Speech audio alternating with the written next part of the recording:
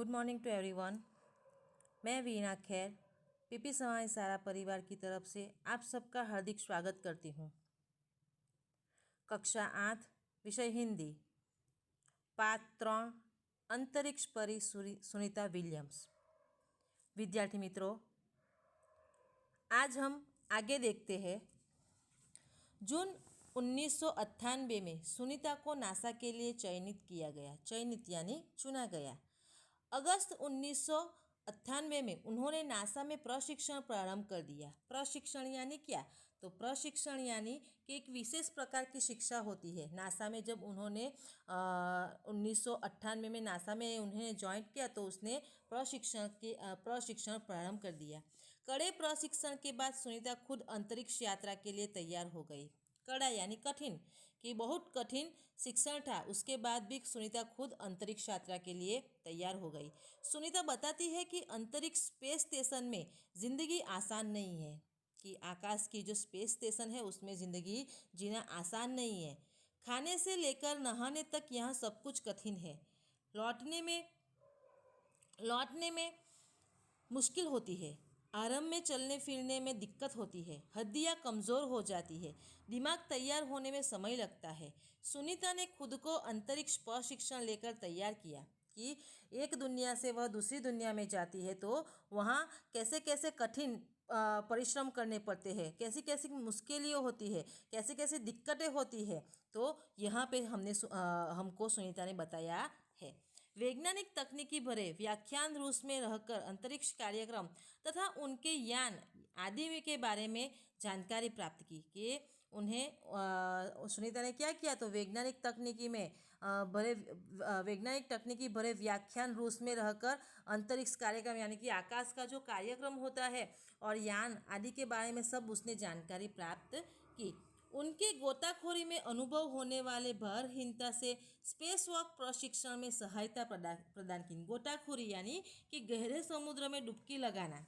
कि उसने क्या किया था? तो गोताखोरी में अनुभव होने वाले भारहीनता से स्पेस वॉक प्रशिक्षण में सहायता प्रदान की।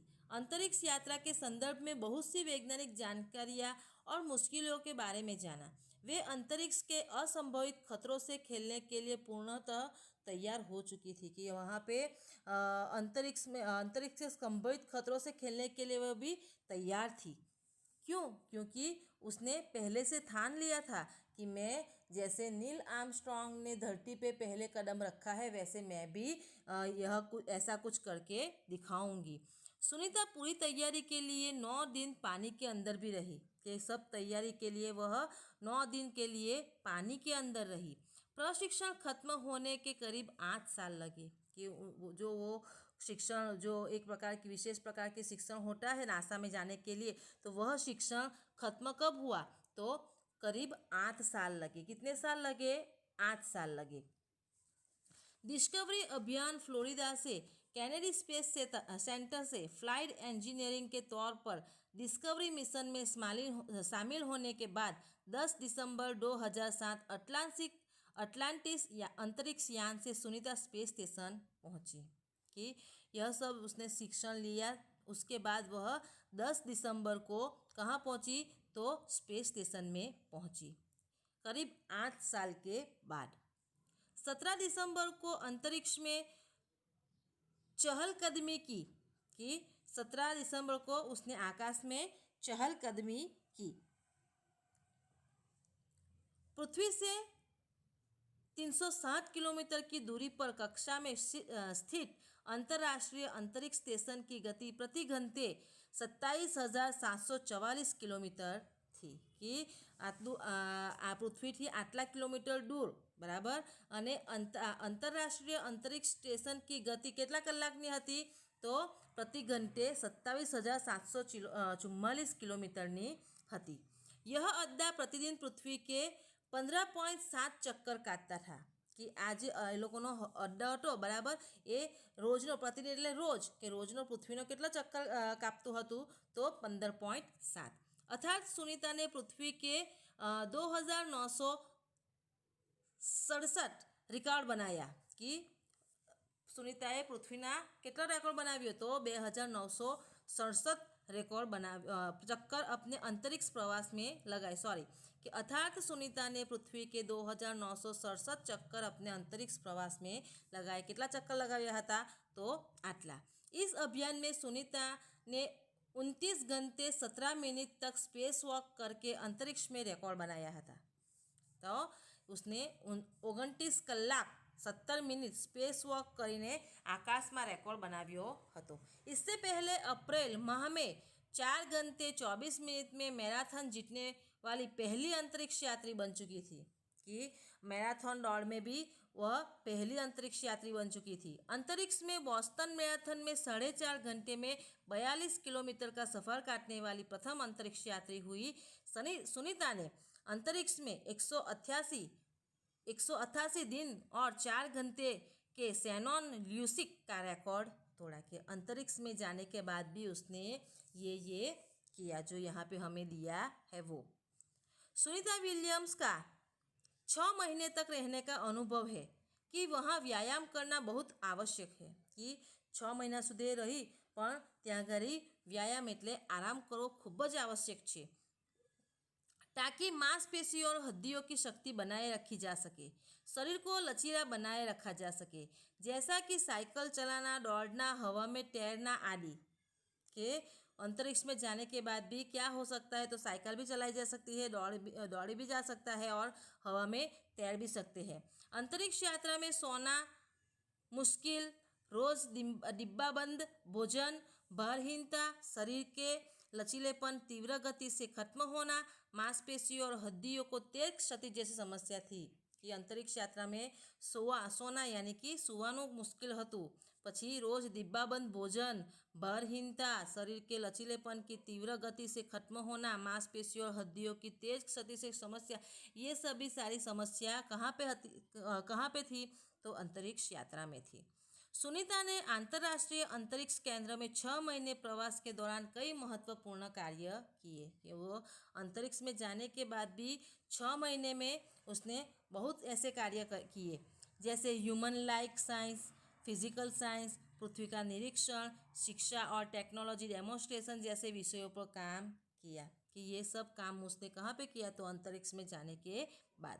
इसके अलावा सुनीता ने इस दौरान जमा किए गए ब्लड सैंपल न्यूट्रिशन से संबंधित अनुसंधान कर रहे वैज्ञानिकों तक पहुँचाए कि आटલું काम तेणे कर्યું તે સિવાય બીજું શું કર્યું? તેણે જે બ્લડ સેમ્પલ હતા ન્યુટ્રિશનને સંબંધિત કોઈક વૈજ્ઞાનિક ન્યુટ્રિશન સંબંધિત अनुसंधान એટલે કે એણે જે કંઈ શોધખોળ કરી હતી એ બધી વૈજ્ઞાનિકો સુધી એણે પહોંચાડી હતી।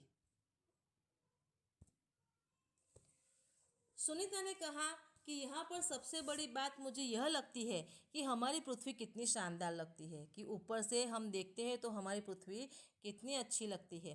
दुनिया को अलग नज़रिए से देखने का मौका और यह अंतर्दृष्टि मिलती है कि हम दुनिया को अलग नज़रिए से देख सकते हैं। कहाँ पे जाके? तो अंतरिक्ष में जाके कि अपने ग्रह को कैसे आने वाली पीढ़ियों के लिए बचाए।